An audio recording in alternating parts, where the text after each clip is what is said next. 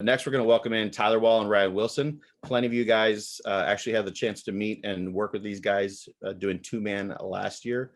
They were right alongside Jacob Metz, who's going to be doing three-man with Kyle McCready after this session. We'll take our little break after this session before we get going with Kyle and Jacob.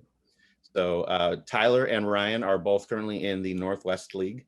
And while we know the minor league system is under this complete reorganization process right now, and no one really knows what's going to happen with minor league baseball. They're currently right here in the Northwest League, and pardon, and we will we'll see how that. My wife's giving me a lot of crap. So they both spent time in. You're both in the Arizona League last year, is that right? Yeah. Yep. In 2019. Yeah, I keep saying last year now and all these things. And yeah, so 2019, the last year we really, had baseball fully. And so we're gonna get into two-man, and I'm gonna leave it to these guys, but I'm gonna be jumping on this tablet right here because 2 weeks ago we used this app, and Peyton knows he was there. It's called Baseball Blueprint. It's only on, it's on both platforms if you guys would like to utilize this in the future.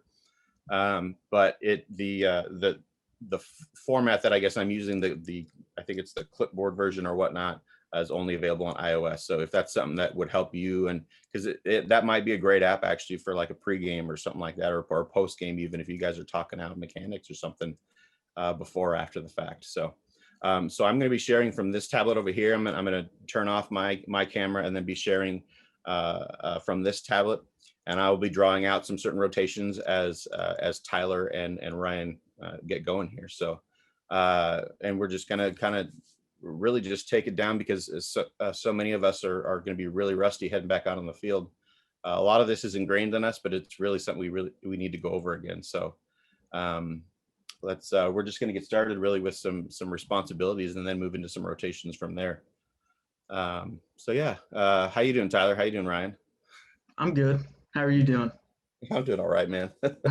Good, just hanging out, I heard Ryan's this Sunday. I actually scarfed down some food real quick, so we're good. The whole time happy, got some coffee. We're ready to roll. Awesome. So I'm going to open this. I'm going to turn off this camera so that when it's sharing, it's just going to be. I think it's just going to flicker between you guys when you talk, and you guys should just be in the upper corner at that point. Yep. It's not showing up there, is it? So while Brian's trying to get that loaded, one thing that we're going to do is I'm going to discuss the role of the plate umpire today, and I'll go through, my fair foul responsibilities, catch coverage, and Ryan will then explain the roles of the base umpire, and we'll do the same thing with moving through rotations and stuff. But first thing we're going to start with is where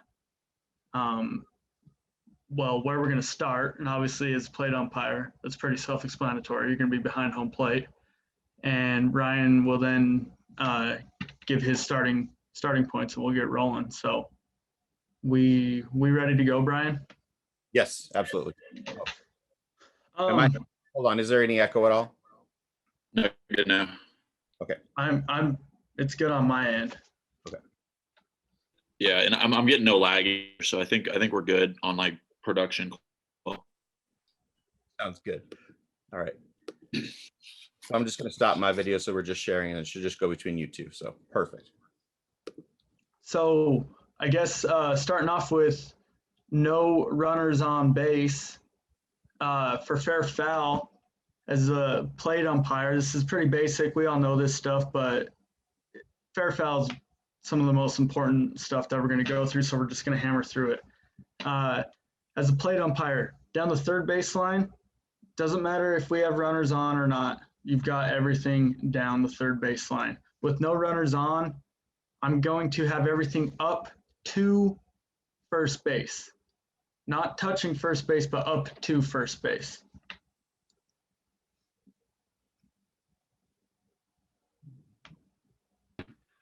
Sorry, I'm just making sure my connection's good. Okay. It says it's unstable, but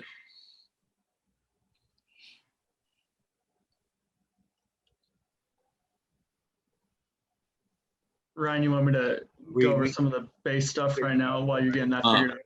I think I'm good. Just to make sure I heard everything you said, you talked about, here, let me mess around with one thing here. I might just, my laptop's been pretty wonky. So while Ryan's getting that figured out, like I said, the plate umpire has everything up to first base, and the base umpire will then, he's going to have everything at first base and beyond down the right field line.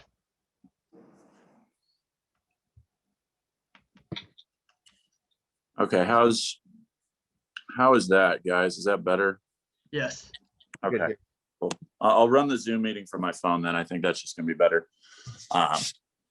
So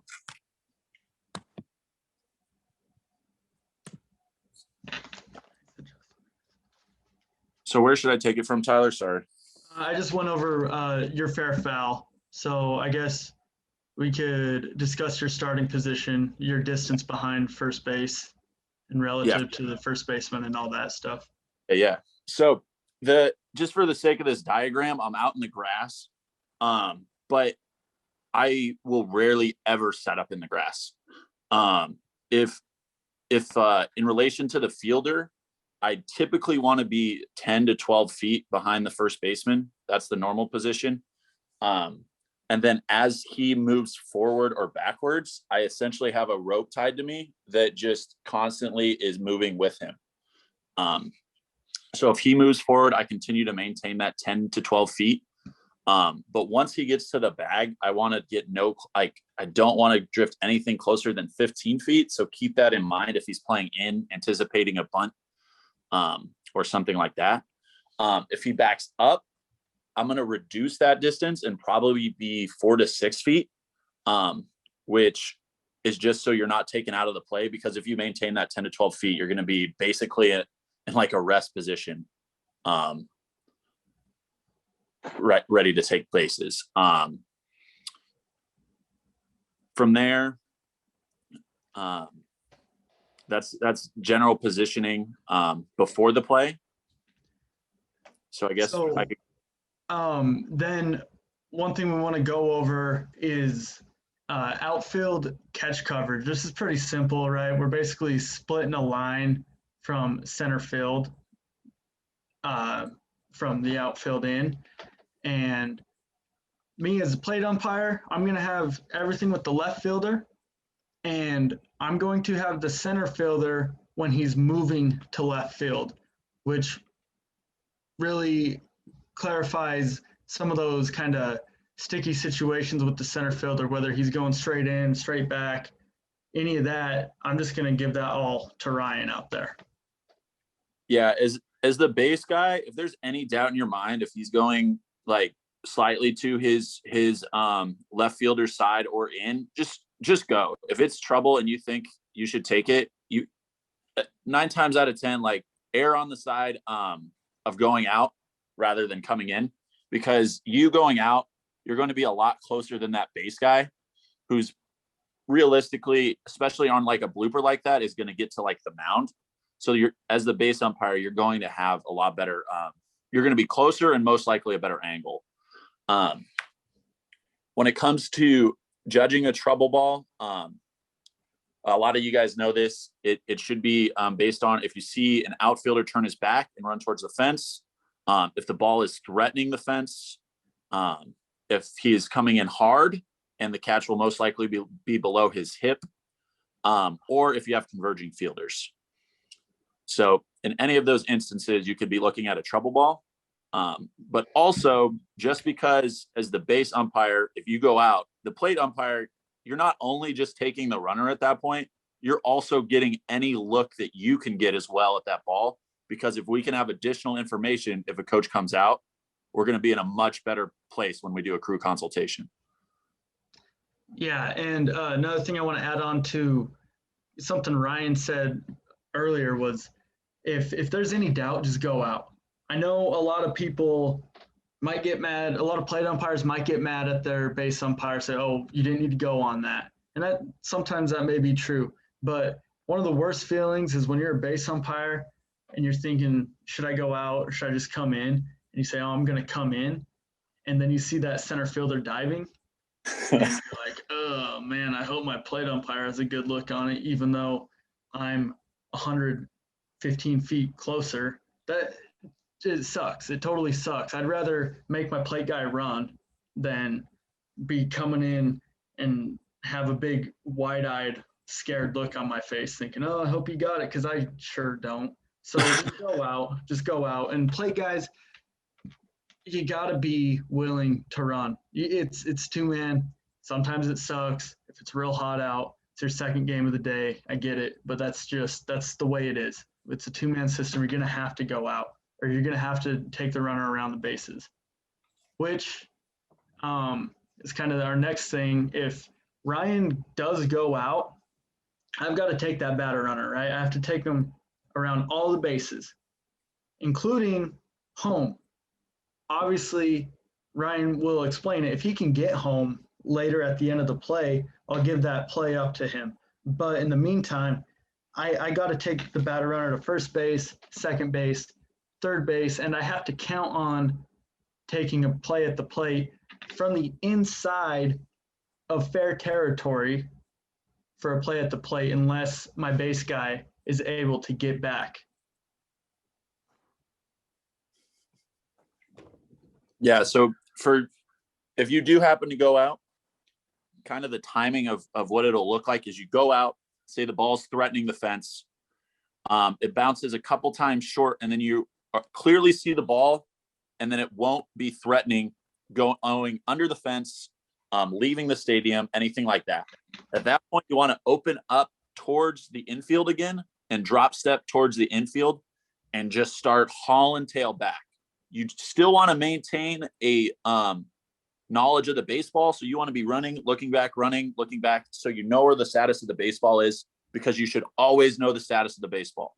I don't care if the ball, if it's the plate umpire's coverage area, you should still be getting glances at the ball to know the status. Because if you don't know the status, you could potentially end up knowing the status of the baseball because it ends up plunking you in your backside.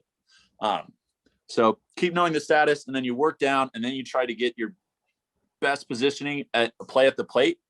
But also, if you aren't going to make it to the plate, either let him know that you're not going to make it and it's all his, or let him know that you got it. But if you're still 45 feet up the line and that ball is in the infield, you don't got it. The plate umpire taking the play from the inside is a much better look than you taking it 45 feet, but you're just taking it because you're supposed to, you know? So at the end of the day, use your judgment to determine if I should give up that ball or take the play at the plate. Yeah, I want to add on to that. I was working a game with someone that is participating in this clinic a few years ago down here in Corvallis, Oregon. I think it was it ended up being a triple. I think it was a ball to the power alley in right center field, off the wall, something like that. And my partner correctly went out, ruled no catch, whatever it was. And he got out there pretty far in a great position. And I had to take batter runner first, second, third. And then I had to find my partner, right? And my partner did something great. He could have maybe tried to get home, but he knew he wasn't going to be in a great position. He still would have been moving in to home plate at the time that the play would have been happening for a potential inside the park home run. And what he did is, I think just after first base, I think he just held up and he took himself completely out of the play. And by knowing where your runners are, or your runner, knowing where the ball is, and now knowing where your other umpire is, I knew that I was going to have to take this potential play at the plate from the inside. So as I'm going around the bases, that as I was getting to third base, that ended up kind of dictating how I was going to angle my positioning for the play at the plate. Luckily for me, I didn't have to get in that foot race with that batter runner because he ended up holding up at third.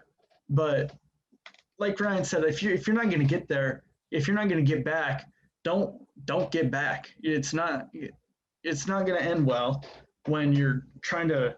You have a runner coming home for an inside the park home run and a plate umpire trying to sprint home at the same time. It's going to just be an ugly situation, even if you do get the call right. So, like Ryan said, if you can't get back, you're not getting back. But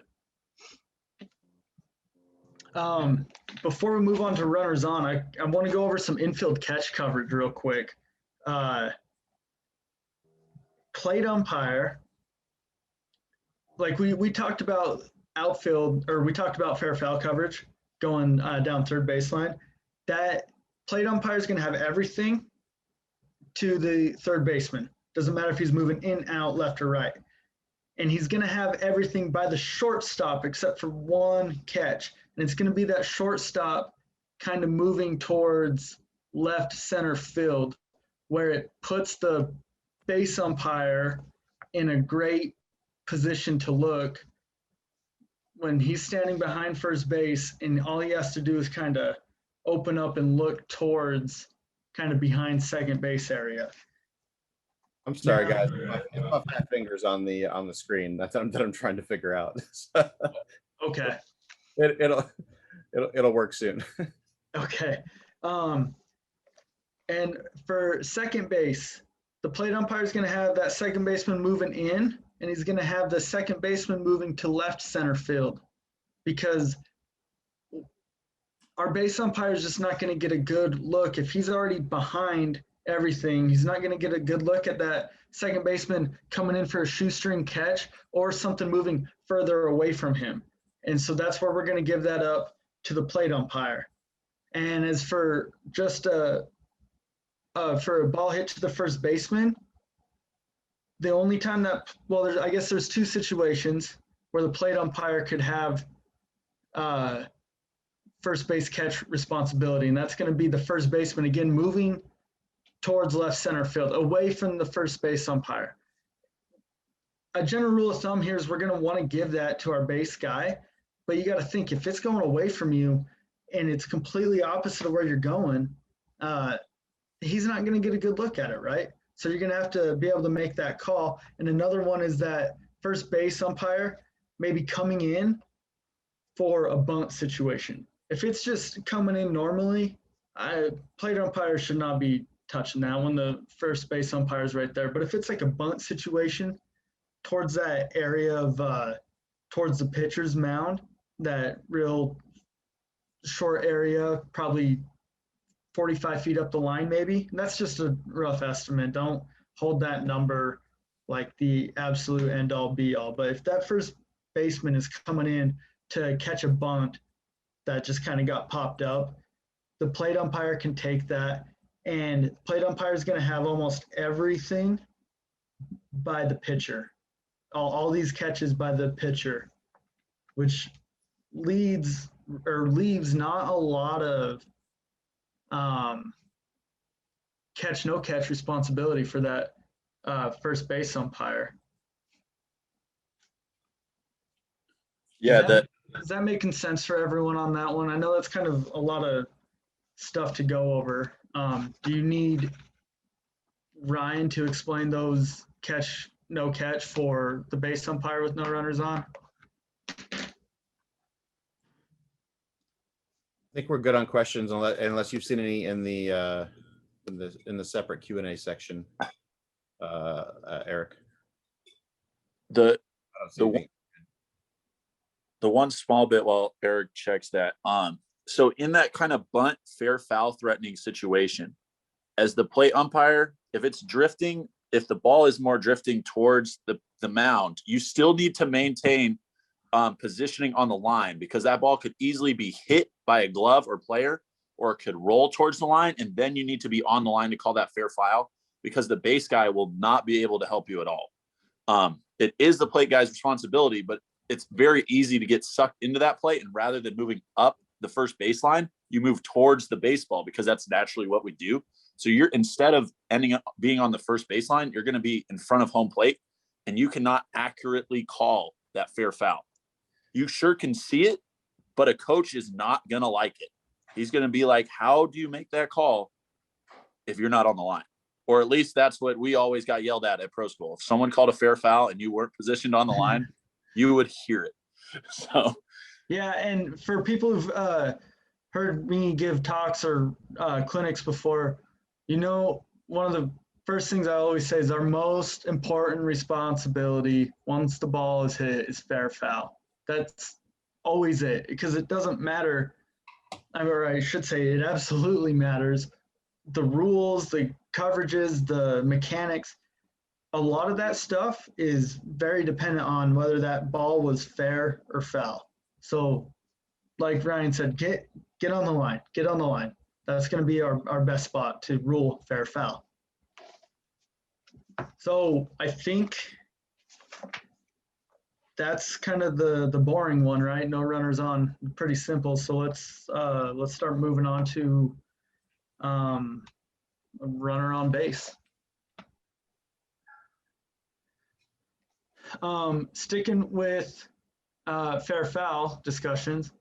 Now that my base guy is in the middle of the infield on the first base side, I have fair foul down third baseline, and I have fair foul all the way down first baseline. It's that simple. I've got fair foul.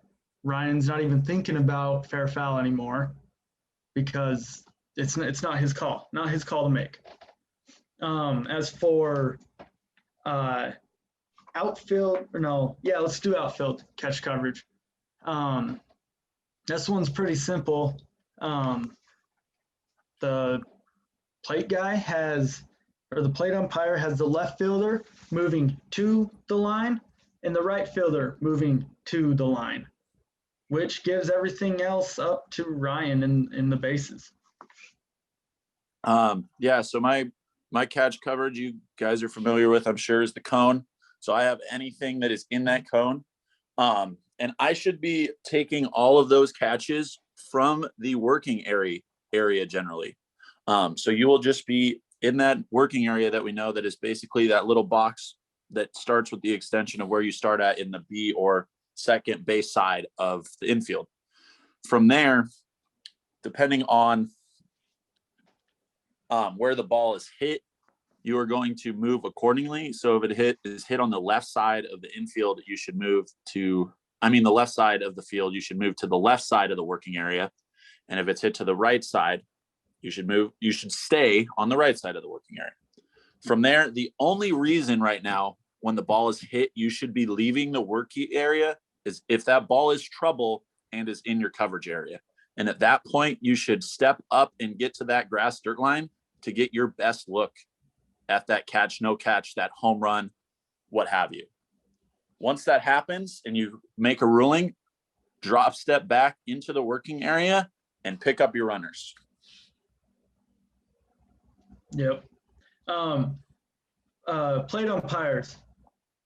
One thing that drives me nuts when I see people working is a fly ball or a line drive. I get it with the line drive where the ball is moving a lot quicker, but a big fly ball down the line, a plate umpire, you got to be moving up the line, man. You cannot just be sitting there 1-2 steps out from home plate. You have to move. You have to move down the line, which I guess moves us directly into a first to third rotation. Well, let's do this outfield stuff, then we'll come back and hammer on the infield stuff in a minute. First to third rotations, we all know this, right? Runner on first, base hit to the outfield. That plate umpire is going to be moving from home up to third base. And if there is a play at third base on R1, and a play is ball and runner, we're going to move inside towards the cutout at third base for the play at third base. Now, if R1 is going to be standing up into third base easy, or if he stops at second, that's no play, right? We don't need to go inside the cutout.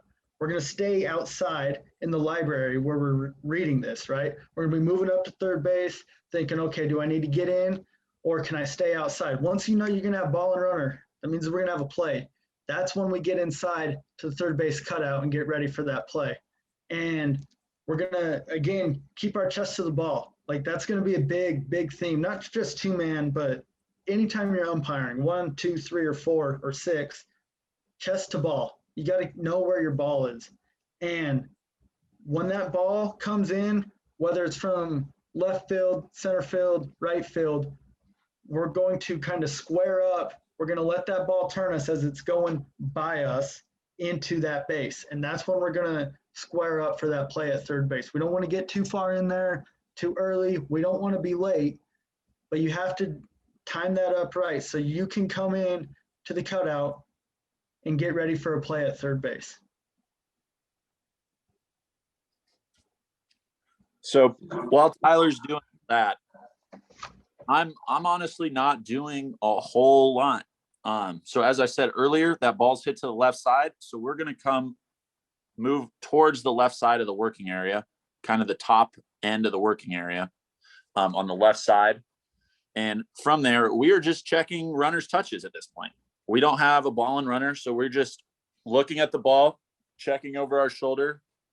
Because once we have that R1 touch second, that runner is not ours unless he's coming back into second base. So we are checking the batter runner, making sure he gets that first touch. There's no obstruction.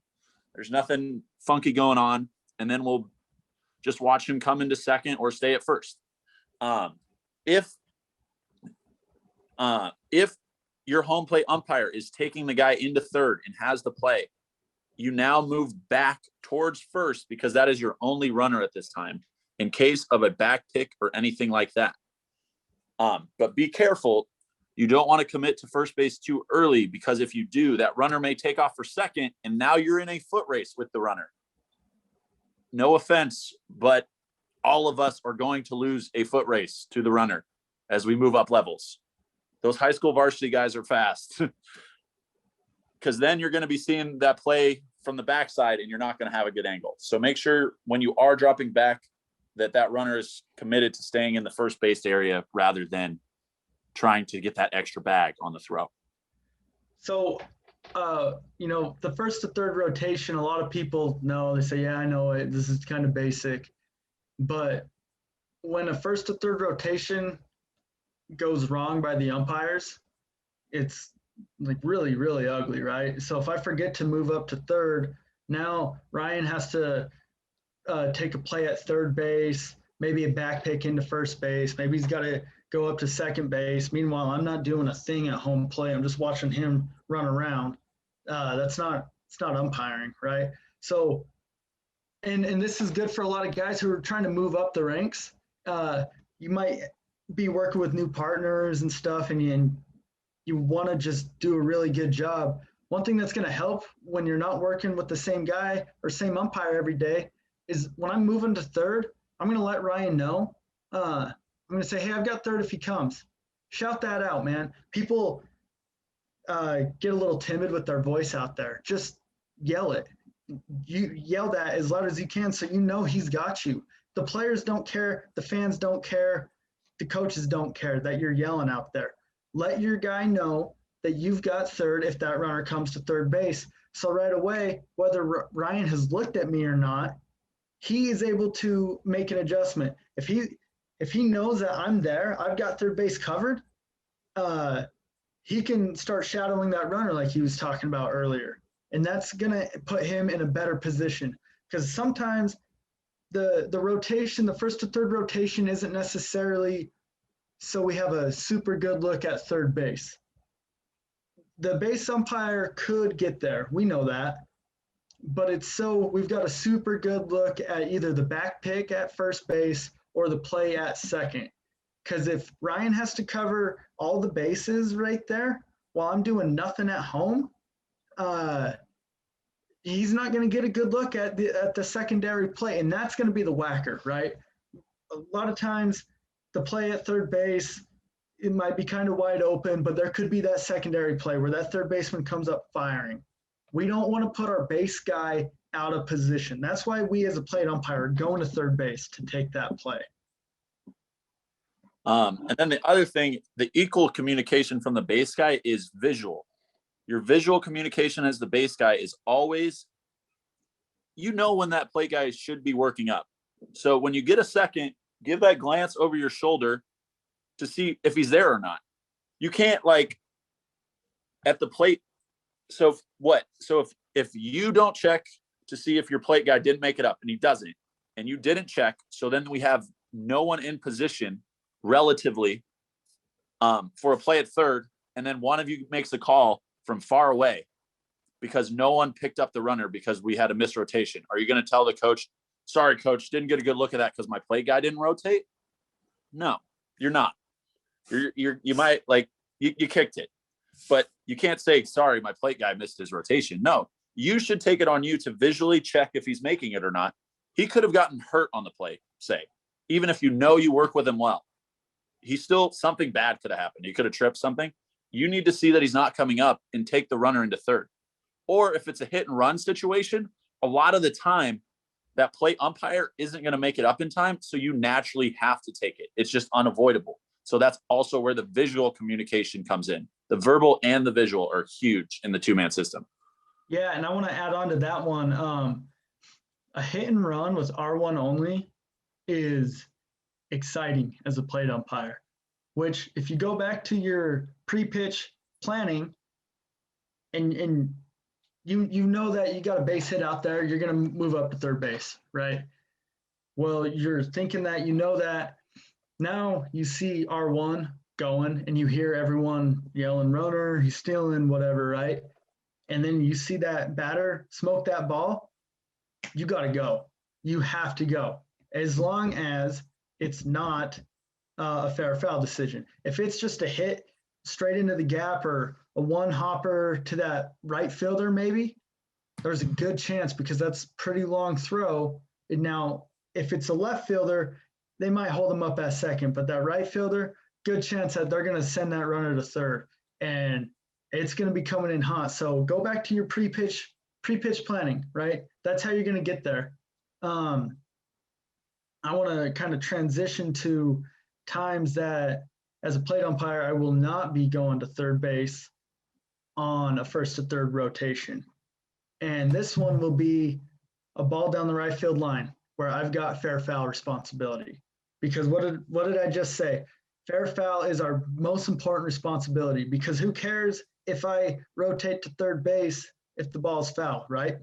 It doesn't matter. So we have to know that we have a fair ball first. What I'm going to be doing is, once I see that we have a fair foul decision, I'm going to start moving up the first base line as far as the play will allow, which always means getting set.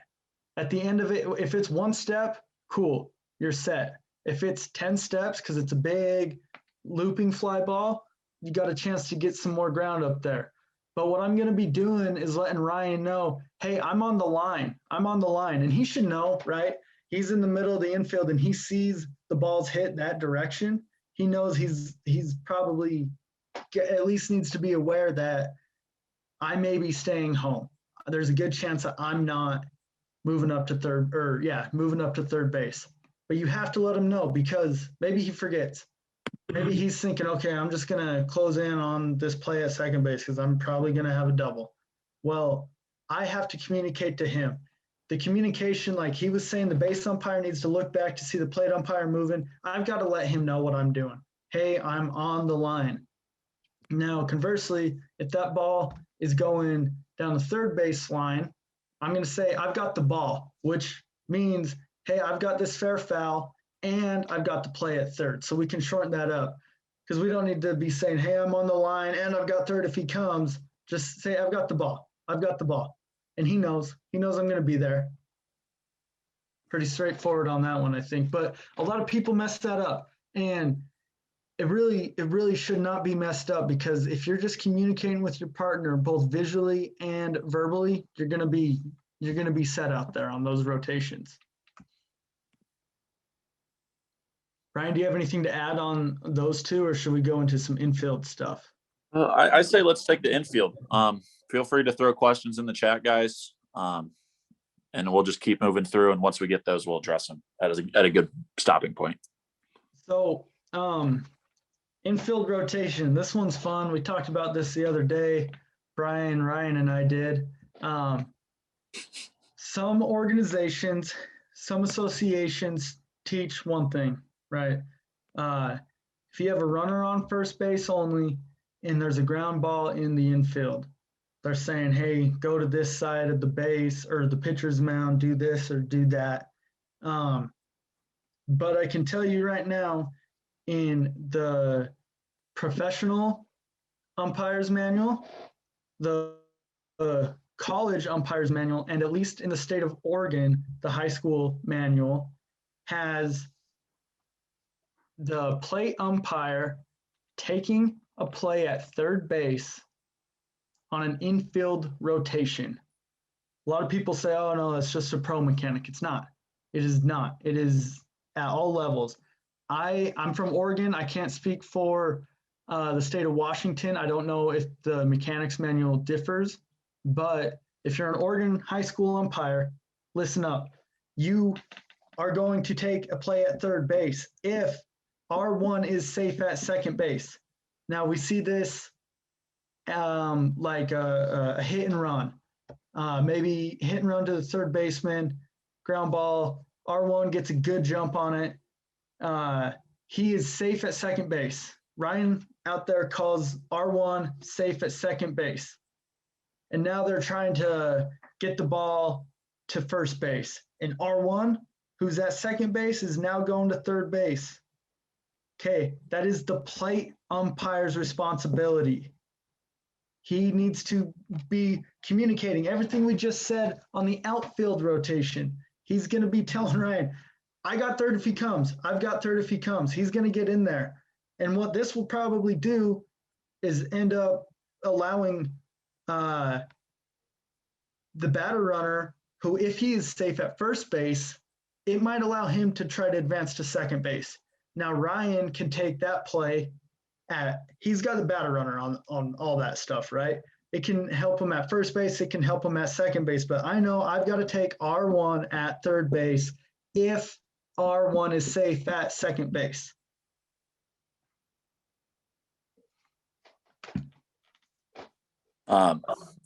Yeah, so as that's going on, I basically have the same job the whole time as the base umpire. Double play mechanics, you step up ball side, face the ball, then you drop step with your right to face the play at second. There's a lot going to be going on. You got to make sure that he has a foot on the base. You also need to make sure that you have a bona fide slide, which depending on the level you're working, there are different rules. So you need to put your mindset in before the game. What is my force play slide rule? Because at high school, college, and pros, they're all different based on the kind of the slide lane. Mainly the big difference is the slide lane, because I know in high school they got to go straight in, but at pro level they just need to be with reach of the bag and maintain contact with the bag, which is a lot more space and creates a lot more action. So once I see that, let's just say I have a clean slide, but he's safe. I drop step with my right once again towards first. The most important thing is that you take a strong, deep drop step to establish a strong angle for your play at second, because you are not going to have a lot of distance. You're going to get 1 to 2 steps maybe after seeing that play at second. Do not try to get more. All it will do is create you moving for that play at first, which will decrease your likelihood of getting it right. So you want to take a drop step and then one more step to get your best look at that play at first, whack it.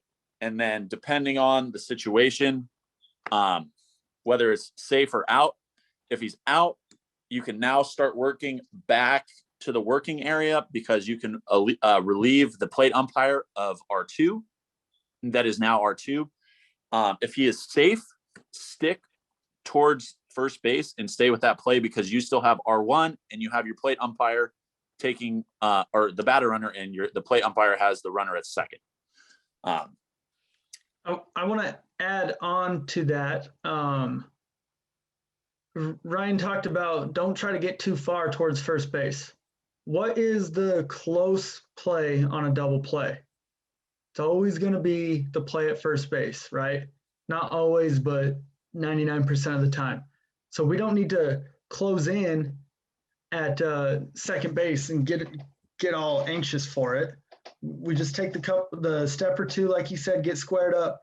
Now, as that ball's going from second to first, we're just doing that drop step, right? And we're getting set. That's always going to be our theme. Just like fair fouls, whatever. Any play, we want to be set. And that's why Ryan said, don't take too many steps to first base, because you're going to have this super close play on a double play ball, and you can't be running.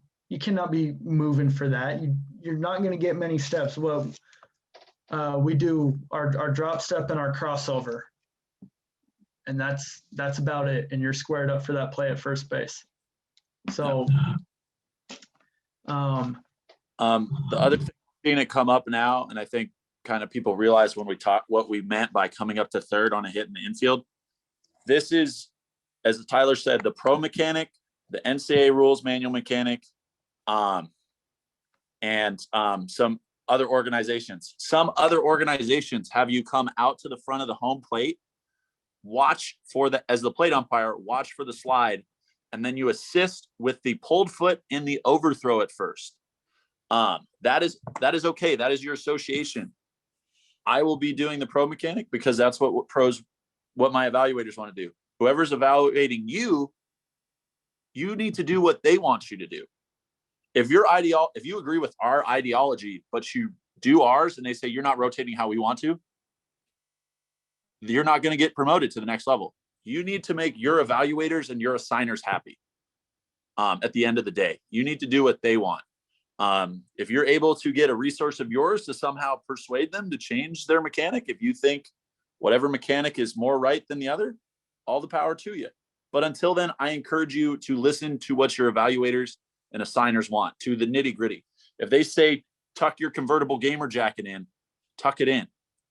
If they don't have an option, I personally like to keep it untucked. But at the end of the day, it's just like any other thing. You got to keep the person who makes the decisions happy, whether that's work, at home, or on the baseball field. Whoever makes the true decisions, keep them happy. And if you're one of those that make the decision, I've just pointed out that it is in the manual, so we should start doing the mechanics the correct way, because these manuals are written for a reason. But that's a whole nother discussion. I won't get too far into that. So let's go over a little bit of infield catch coverage. Now that we got the infield rotation taken care of, infield catch coverage, pretty basic. We're going to have, as a plate umpire, our main thing is fair foul, right? So we're going to have our third baseman moving towards the line and moving back to the outfield a little bit. And we're going to have our first baseman moving towards the line and moving back towards the outfield. And we'll have anything out in front of the pitcher. That's it. Now, we could get into some gray areas and we could touch on that in a second. But infield catch coverage from this point on, basically, I'm giving it all up to Ryan from there. Yeah, basically anything that pulls towards the middle of the infield is mine. The pitcher going back. Also, be very aware of the pitcher. If the ball is in the gray area that is also your working, or the no man zone that is the working area, that is a nightmare of a little looper, because you have the shortstop and second baseman coming in who you don't have visuals on, and you have a pitcher who thinks he's an athlete trying to make the play. Pitcher's 9 times, like, he doesn't make the play a lot, but he can cause some havoc with it. So you need to be aware of where the ball is on this play and work around the ball using your footwork. You need to step up and face the ball while staying away out of the pitcher so you can see what the shortstop and second baseman are doing, because they're a lot more likely to make that play. From there, it's very likely it could also fall. And then from there, you have to be in a position where you can effectively get an angle at potentially second, more likely first, and then also avoid the throw, which is all in that small vicinity of the working area, essentially. So there's no way to, like, there's no specific way to footwork this out. You just need to stay chest the ball and work around the ball and the fielders while staying out of the important throwing lanes. I wish there was like a true like footwork, like your double plays or taking a play at first base, but there's really not. This is one of those plays where you just need to move on the fly and umpire baseball. That's just how it's got to go. So one thing that helps me when I'm the base umpire out there and those plays that Ryan talked about, you see that big pop up in the infield.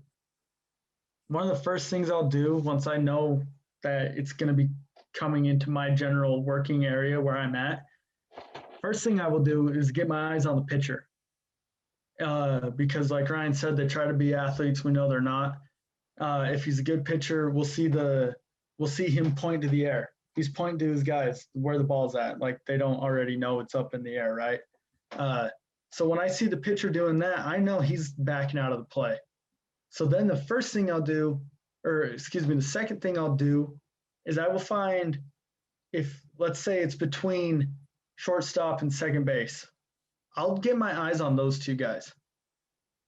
And then I will kind of work my way into a position that will not leave me in the line of the throw like Ryan had talked about. We still have to be out of that area in case there is a throw there. A lot of times I'm not even looking at the ball in the air because we know it's going to come down. People who've been at my clinics have seen me do this. We throw the ball in the air.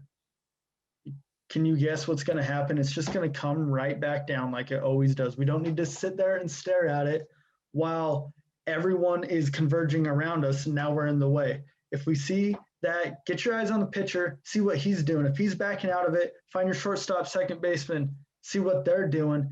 Get yourself into a position that you're going to be clear from this throw, should there be a throw, but still in a good position to maybe, well, first and foremost, rule on the catch, no catch, and maybe set yourself up for a secondary play after that.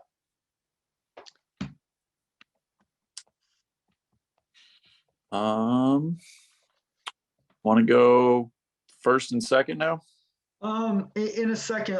Last thing I want to touch on is our fly balls to the outfield with a runner on first only. Plate umpires, what we're doing on a fly ball and a line drive really that could be caught, we're going to mirror R1. If R1 is taking 5 steps towards second base, we're going to just be in a line with him, parallel, 90 feet away. We're going to be, 5 steps towards third base. And should that ball drop, he's going to be moving up. We're going to continue moving up. If that ball is caught, he's going to go back to first base. We're going to head back to home plate. All we're doing is mirroring him on our fly balls and line drives because there's a chance it turns into a first to third rotation, right? So we don't want to stick at the plate. So we have to go with him a little bit. But once we know the ball's caught and he's headed back to first base, you hear this one, halfway, go halfway. That's R1 going halfway on a fly ball to the outfield. We're going to go halfway. We're just going to mirror him. That's simple. That's all there is to that. But should something funky happen, the ball gets by. If we're still at home plate, we're taking ourselves out of position for a play at third base. And if the ball is caught, we don't need to continue all the way up to third base, right? When what could happen is a play back at first base and maybe an overthrow. We don't need to be at third base at the complete opposite end of the infield, right? I think that pretty much covers what we're doing with the runner on first base. That's good for R1 then. Yes, unless Ryan has something to add, or you do, Brian. I am good. I'm good, and I think I'm echoing a tiny bit on mine, so I'm going to keep it muted. Got a little more of a flow going with the sketching though. Do we want to do multiple runners, or do we want to go to a runner on second base? Yeah, we can go to R2 only first. Okay. R2 only, plate guy, fair foul. We have it all, right? Actually, yeah. Now, 1 second. Actually, I will add to that real quick. So I did see a question in the comments about because I forgot to draw it on there. First and third baseman moving in. I did not draw it on there. That actually, at least in the NCAA two-man manual, is the base umpire. So the question was, isn't it the plate umpire? So it's actually the base umpire. I do not know if that changes in a high school manual. The only one I have in front of me is college. Okay. Yeah, I think that's correct at all mechanics manuals. Yeah. It's the I think I same. missed that question asked. Okay. All right. So runner on second, right? Plate umpire, you're behind the plate. You have fair foul down first and third base lines. Pretty straightforward. You got it all. This one is really it's all Ryan out in the infield, just kind of watching people. Yeah, so coverages are the same on a hit. Again, I cannot emphasize this more. People always talk about happy feet, which is true, but you need to like have purposeful feet as well. So if the ball is hit to the right side, you need to move to the right side. You always want to be on the ball side of the infield or the working area. So hit to right field, you come directly across the working area, just slightly to the right of second base, so that you're in correct position to see whatnot. And once you deem it's not a trouble ball, you're just hanging out. Second base is probably taking off, or maybe tagging. If he is tagging in that case, you need to have the ball and the fielder in your vision. You still need to come across the infield, but keep both those in mind. You'll know if he leaves early or not. It's pretty obvious. If you're doubting yourself, you're like, oh, he might have maybe left early. He probably didn't. If you aren't sure if he left early and they appeal, safe it. If you know for sure he left early, get that out, baby. But don't go grabbing stuff you don't need to, because you will just end up with so many more problems, so many more reports, i.e. ejection reports. So keep that in mind with grabbing those appeal plays. Like, you got to be 100% certain if you're going to take that runner advancing or that runner scoring off the board. Like, you need to know. Can I add on to something there? Yeah. Why do we have to know? Because they will never ever believe you.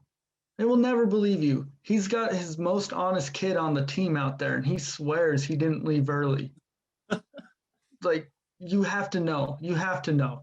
That's the thing we get all the time. Oh, are you sure? That's my most honest kid, and he says he didn't leave. So, okay, well.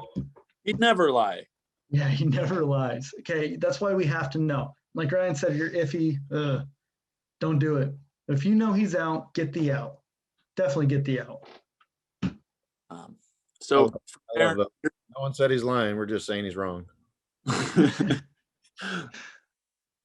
Yeah. So going back to if that ball is dropped, how about now we have R2, he's in scoring position, right? So base hit means there's a good chance he's scoring. So plate umpire, what are we doing? We're watching R2 touch third base. We're keeping our chest to the ball still, and we're gonna glance over at third base, and we're gonna make sure there is no obstruction. And I'm sure it was already covered in the rules earlier, but you do not have to have contact for obstruction at third base. We're still just chest to the ball. We don't do much. We clear our mask. We take a step or two back to the point of the plate, extended, and we're watching this play develop. When it's time, we're going to glance over at third base, watch the touch, watch obstruction or no obstruction, and then we're going to get back to the ball. And that's really all you're doing unless we get that play at the plate.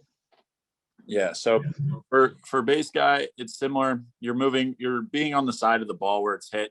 From there, you're checking your batter runner and whatever he's doing. You got to make sure that you're pivoting your head from ball to runner, and then seeing what he's doing. If he has no sign of committing to second, and that ball isn't and it's more coming into the infield rather than a play at home, you're going to want to work towards first base for a potential back pick. If he is committing towards second, you are now going to want to work towards second base with the potential of a play. Probably the second play, realistically, whether the play was first at home or it came into a cutoff and now he's firing it to second. Be aware of that, where that cutoff man is as well, because he is probably where Brian has the ball original throwing lane. He's that first baseman we know is lining up the play into home. So you need to make sure that you're not going to be in his throwing lane to second base while also guaranteeing a great play. If you look at Brian's document, if you can look real close, he has the perfect positioning. You come to the grass cutout with the dirt and you're on the right half of the cutout. So if you cut the cutout in half and then half again, you're in the middle of that. So like the right quarter. And that's where you're going to get one of your best angles. So you want to take that ball essentially off your shoulder based on where it's coming from, and then get that play. If it's coming from second base, then you're basically just doing your steel footwork, letting the ball turn you, and then you look into second base. I wish I could physically show you, so I hope my verbal description was good on that. I want to kind of piggyback that a little bit, kind of switch it up. Same situation, everything Ryan just described, but now let's say we have 2 outs. Ooh, yeah. Maybe we have a time play, right? Yeah. And R2, he should be scoring if batter runners get into second base, right? But what do a lot of these runners do?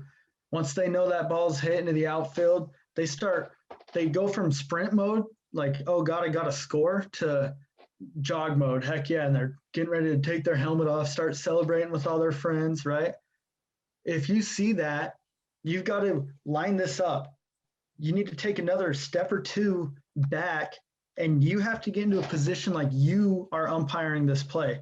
What you're doing is watching R2 touch home plate, timing that up with when there was an out occurring out at second base. Now, I don't wait for Ryan to call the guy out, because maybe he tags him and then he kind of falls down, and Ryan, having good timing, is watching to see if the shortstop or second baseman covering this play holds onto the ball. But maybe the out itself occurs 3-4 seconds before Ryan whacks him. R2 is already headed towards the dugout, but I have to see if he's going to call him out. I have to time that up. Did that run score, or did it not score? If that's our 3rd out of the inning, if you do it on the 2nd out or the 1st out, especially, it's going to look kind of weird. But you just have to get in umpire mode. You're not just standing there as a plate guy, taking your mask off, glancing, and literally doing nothing. But you have to start getting that feel for the game. If you see bad runners trying to push it to second base, and you might have that close play coinciding with R2 touching home plate, you got to be ready.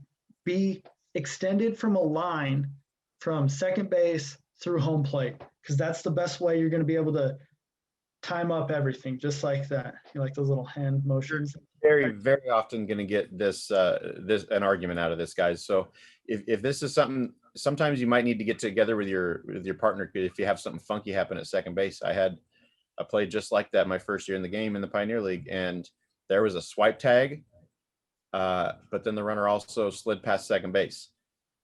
The swipe tag happened before my runner scored at the plate, but I wasn't sure whether the out was called on the initial swipe or whether he had got him off the backside of the base. It changed whether the run scored or not, and we got together, and he said he missed him on the first one, and he slid off the backside of the base and got him. I said, run scored. Great. This is the perfect opportunity to get together in those types of situations, because timing plays, you will always get an argument. It's going to happen. Your partner has great timing out there, and so it's just naturally going to happen that it takes a few seconds, and these guys are going, it's not even close. In fact, we had a timing play like that in 2019 in the Division II National Championship. Coach came out to argue it and actually use the replay, and he tells the plate umpire, listen, that wasn't even close. I want to use my replay. My plate umpire said, you're right, coach, it wasn't even close. Did you replay? He said, yes. Went to replay, came back, it wasn't close. So plate umpire got it right. So, these things, it takes so long to develop because you have your out, and then you have you selling the timing play, whatever happened at the plate. So take your time. You're going to get some kind of argument. Just work with them. Say, listen, I understand that all this takes time to play out, but when the tag was laid down, your runner wasn't there. I saw him start pulling up much earlier. So question I want to answer right now. How do I know if we're going to call this a run or a no run? There's no perfect science, right? We don't have this replay. I can't ask Ryan like what specific moment in time he thought the guy was out.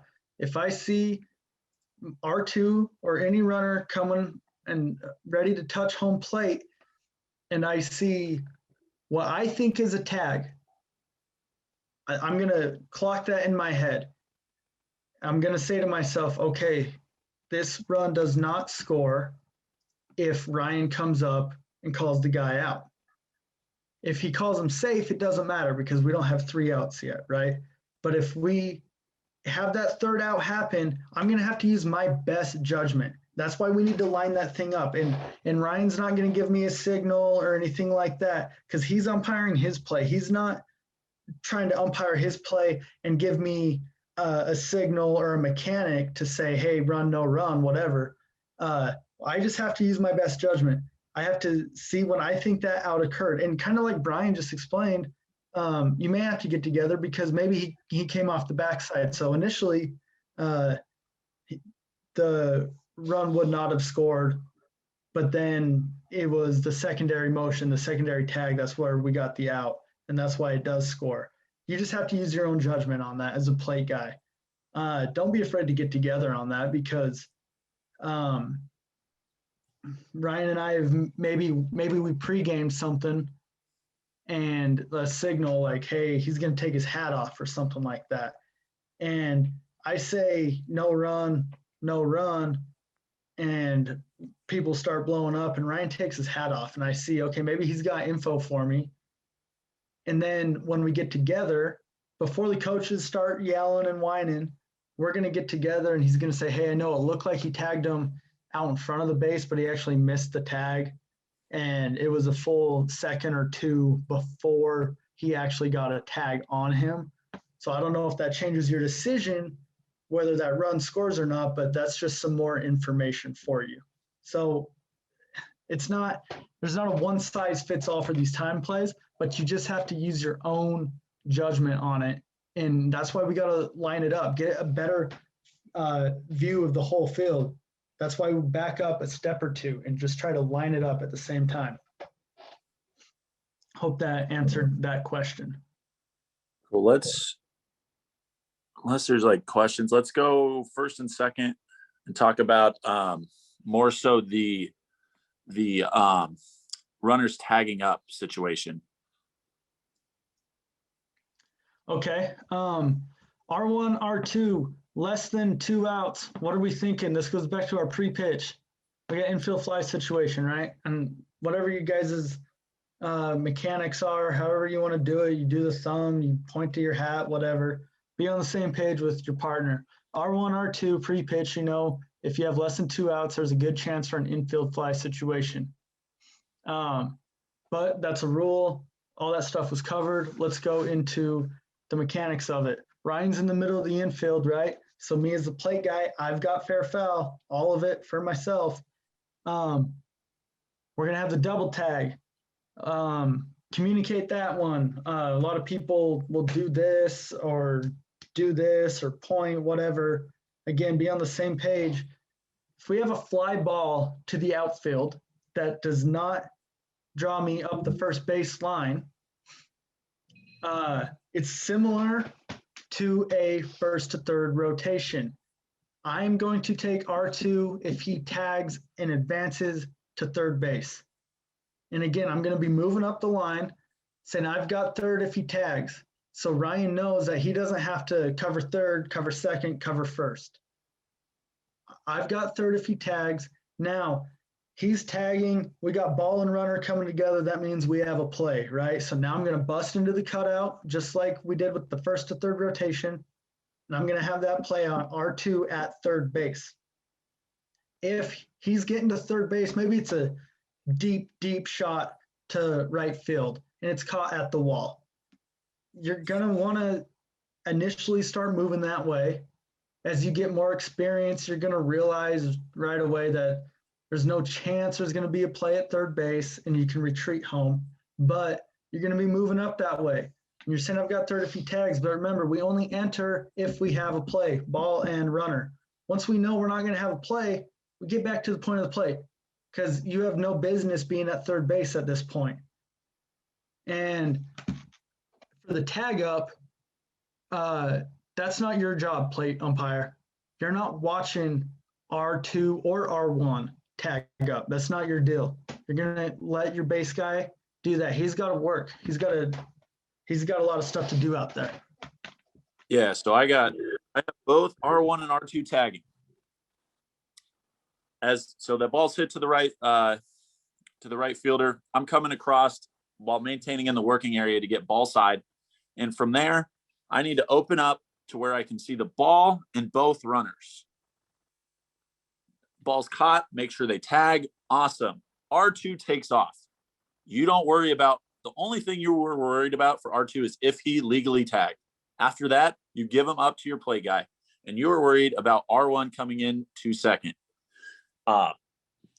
Because now home plate guy has one runner, you have one runner. Now you are fully committed to that runner. If he comes into second, you get to the work and you have the ball, you get to that cutout again, take that play, hopefully call him out.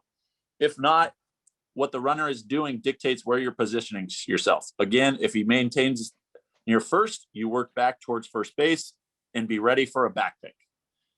If he goes to second, you go to second. But that's about it.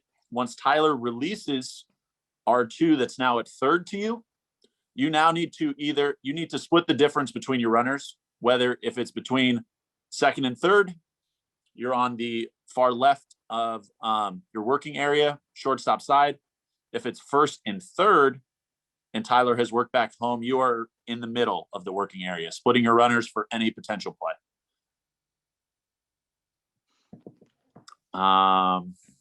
Let's change this up to just a base hit or a double. Plate guy.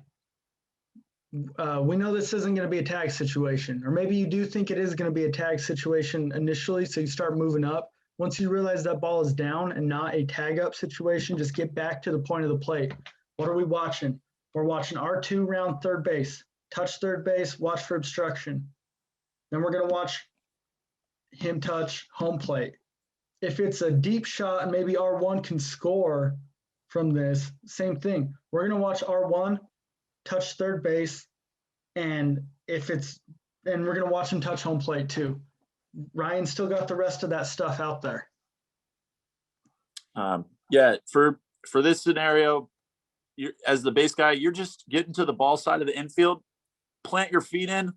You should be rotating with your head, looking at touches, but you should not be moving anywhere. As long as that ball's in the outfield, you have no reason to be moving. If you are, you have happy feet. If you find yourself drifting around that working area, you have lovely happy feet.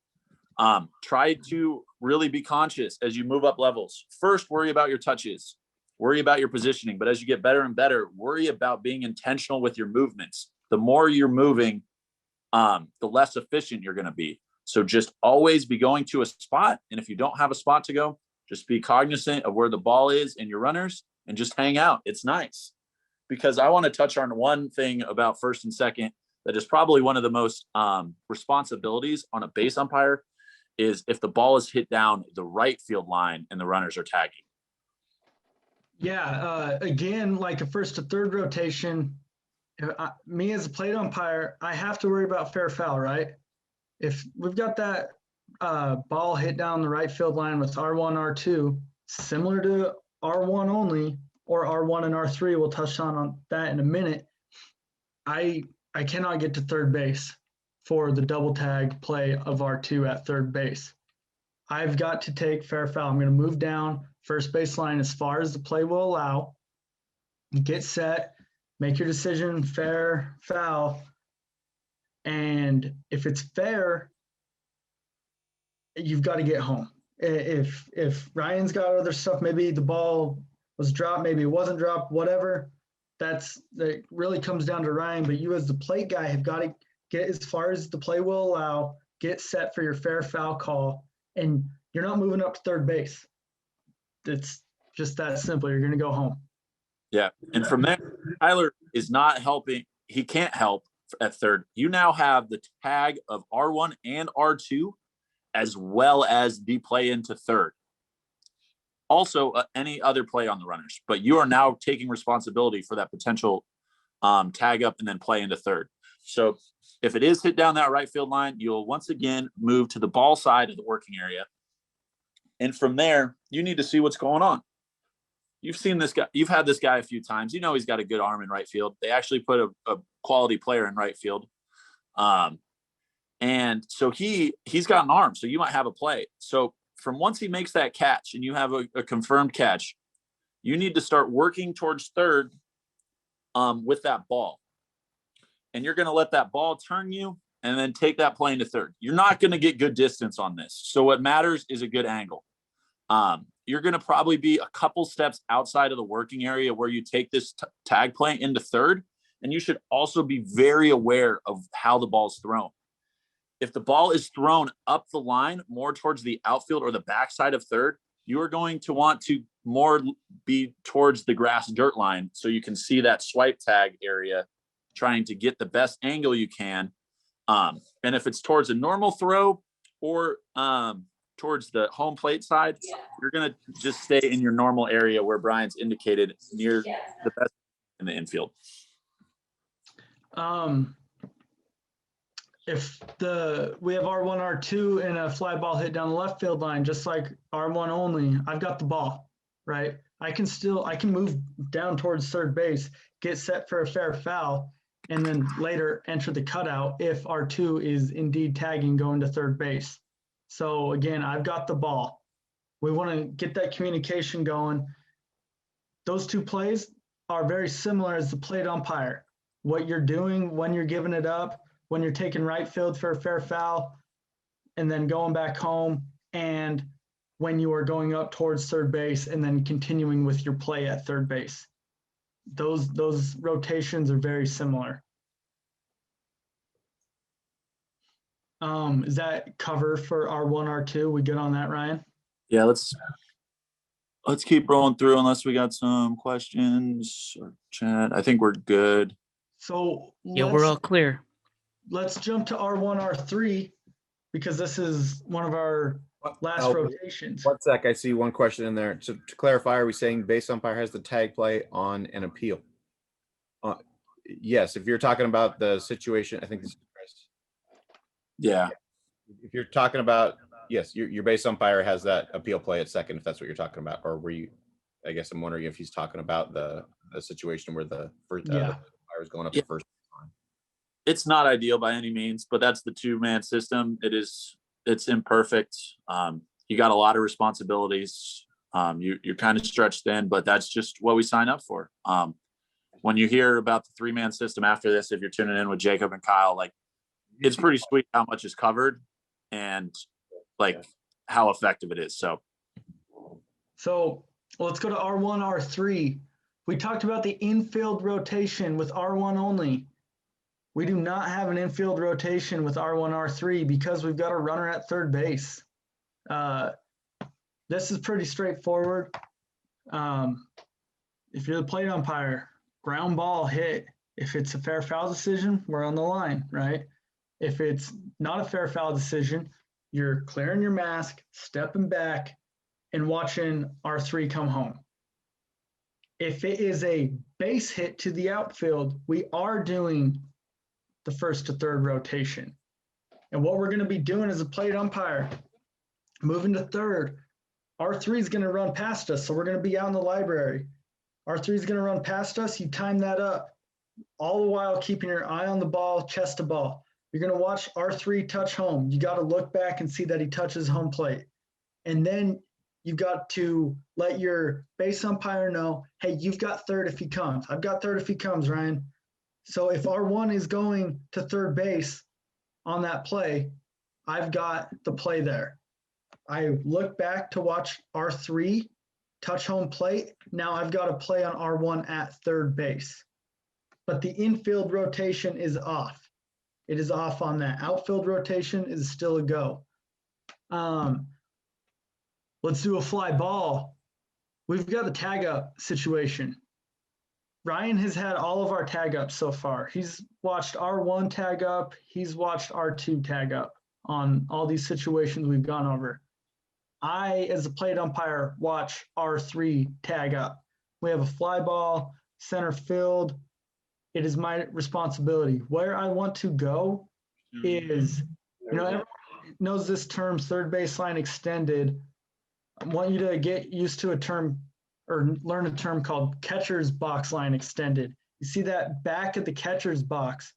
Take that out from go a little towards third base dugout. Just 1 or 2 steps off that catcher's box line. And you're going to be out of the cutout into the grass, 1 or 2 steps. What you're going to do, same thing, we're going to watch that touch, and we're going to watch R3 tag up. Now, if we have a play at the plate, you have to immediately get back to your point of the plate and then decide how you're going to take that play at the plate. But as for the mechanic of it, you're busting out a couple steps to the left, and you're watching for R3 tagging up legally. If the ball's hit down the right field line, what is our first responsibility? It's fair foul. It's not this tag up, it's fair foul. We have to get up first baseline a little bit. It sucks because R3 is now behind us, but we need to move that way just a little bit.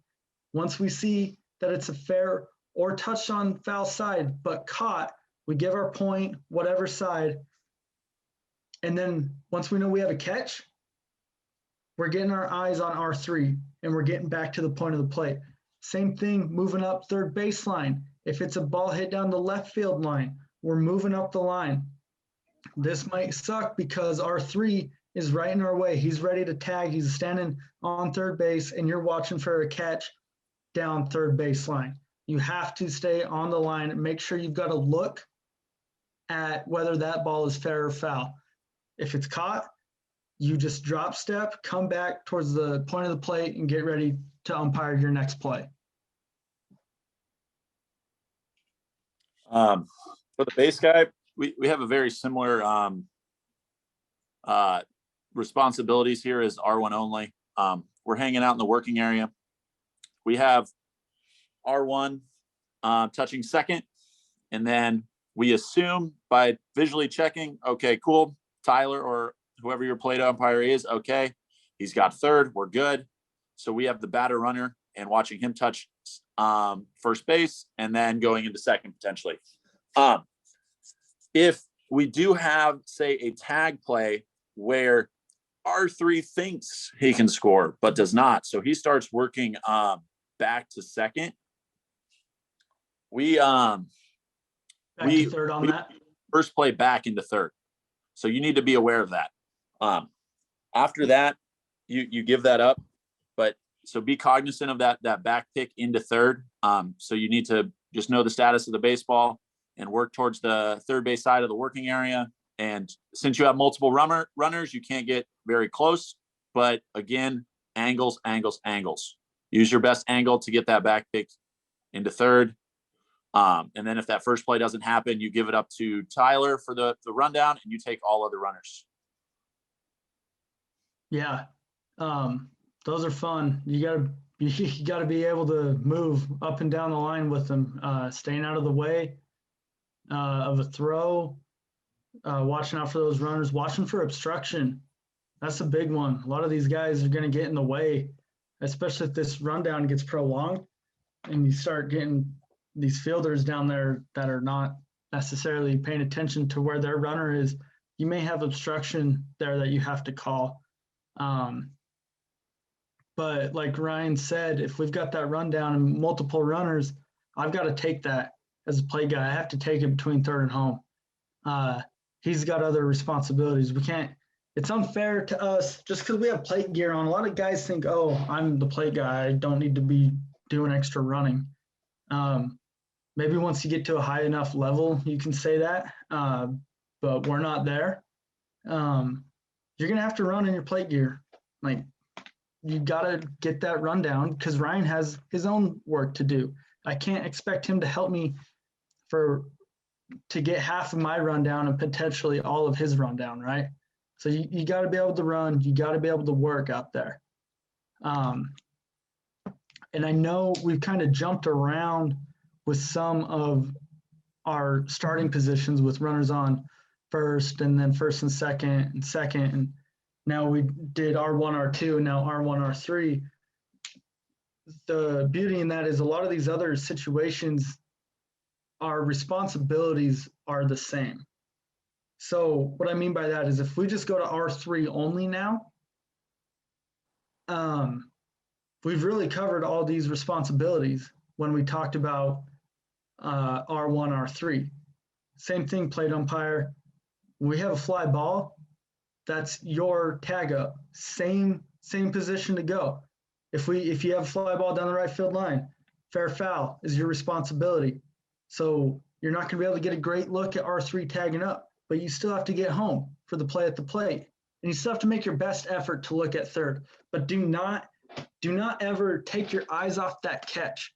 Because I've talked about how fair foul is our most important responsibility, but then it goes to catch, no catch. Way down the list is going to be tag up.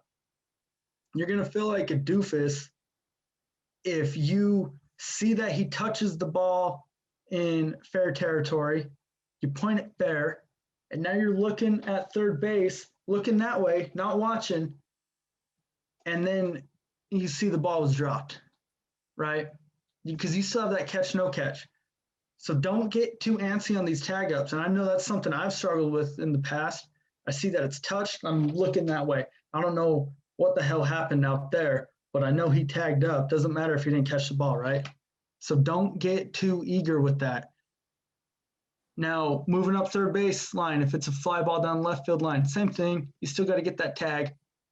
And you still have, but more importantly, fair foul and catch, no catch. So R3 is the same as R1, R3 in the sense that you as the plate umpire are watching for that tag up. Those scenarios do not change when you're watching the tag up there. Add on to Tyler, like we showed you, we wish we could have got through more, but we wanted to cover some rotations that we thought were good. We wish we could do some live stuff with you guys, but at the end of the day, like you may have been doing this 20 years, but it's always good to review the two-man because if you're looking to do that next level of either high school playoffs or JUCO or D3, you're going to need to know three-man. And the basis of three-man is two-man. If you don't have two-man perfect, you're not going to excel in three-man. So I encourage you guys to really still study and practice two-man, ask questions, debate. Like if you were two high school varsity guys, you got varsity schedules, still occasionally be like, where do you take this play? Or what's your read step on an overthrow or like a potential like swipe tag on first base? Like talk about that stuff. As minor league guys, me, Tyler and Brian were talking about this the other day. When we're on the road, like we get to talk baseball all the time. When we drive 3 hours, what do we have to talk about? We listen to music and think of messed up plays and messed up scenarios. Try to do that with your peers out here in your local associations.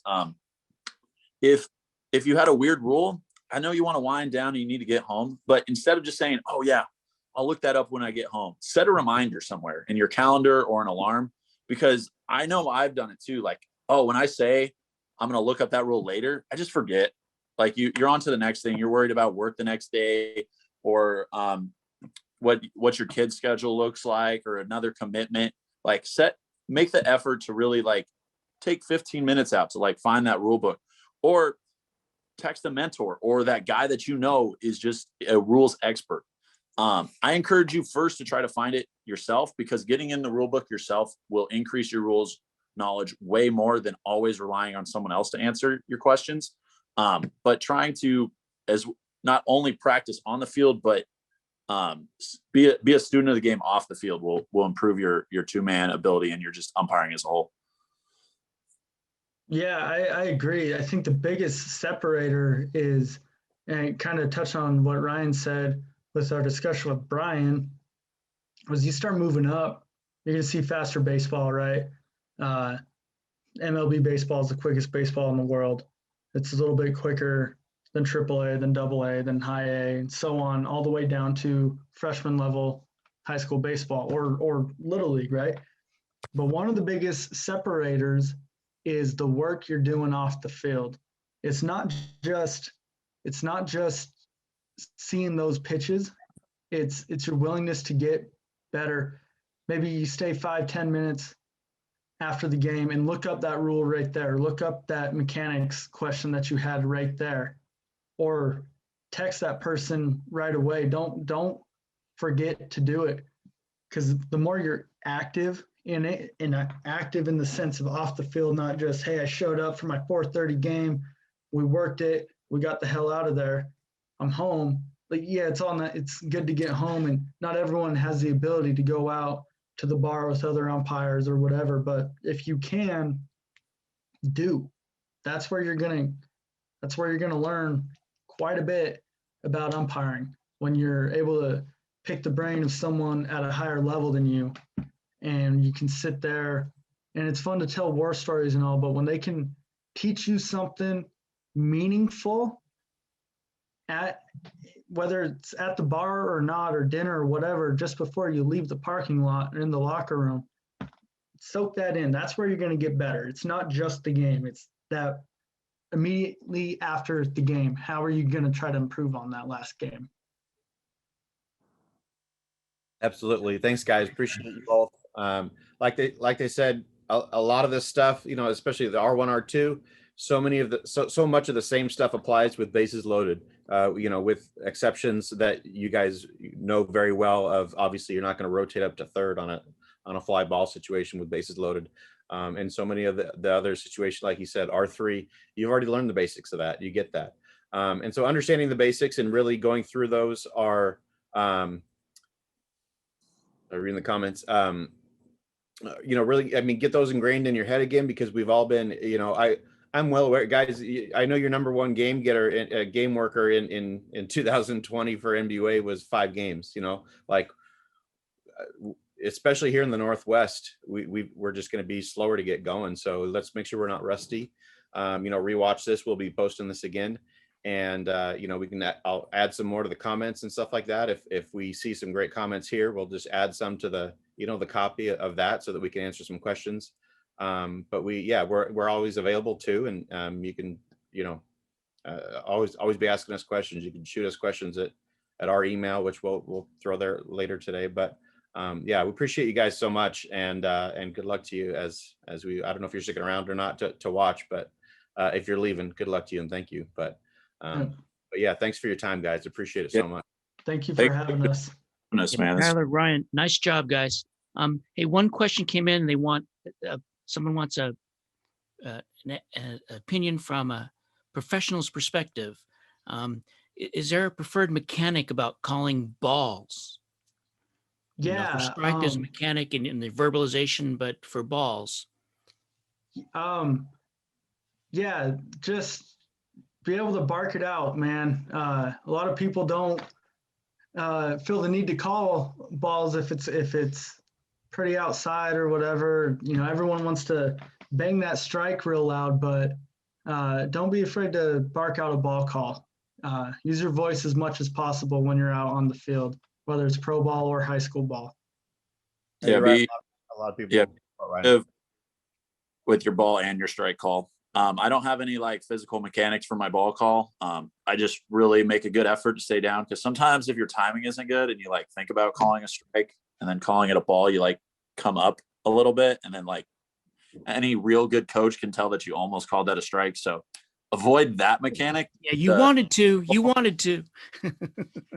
And that's exactly right, guys. The higher you go, and this is why, you know, I labeled that session leveling up in due time the other day. We want you to be ready when you get there. The higher you go, the tiny bit smarter you know, coaches get, and they can recognize very tiny things, even if it was just a very slight change in your timing. So at the very least, if you have a habit of not saying ball, at the very least, saying it, vocalizing it, is reinforcing your own timing within yourself.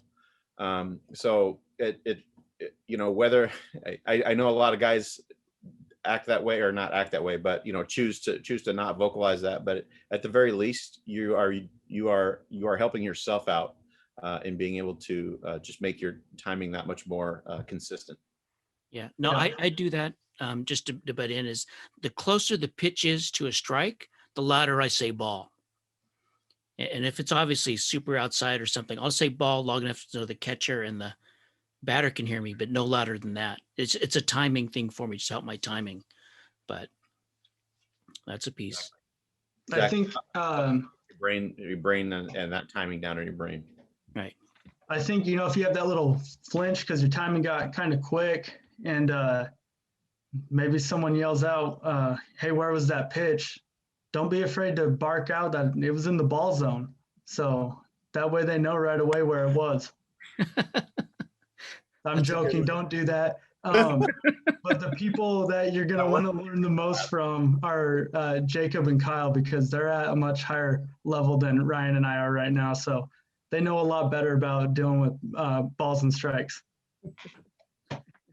Well, that's a perfect note then to welcome in these two. So thank you, Tyler and Ryan. Appreciate you guys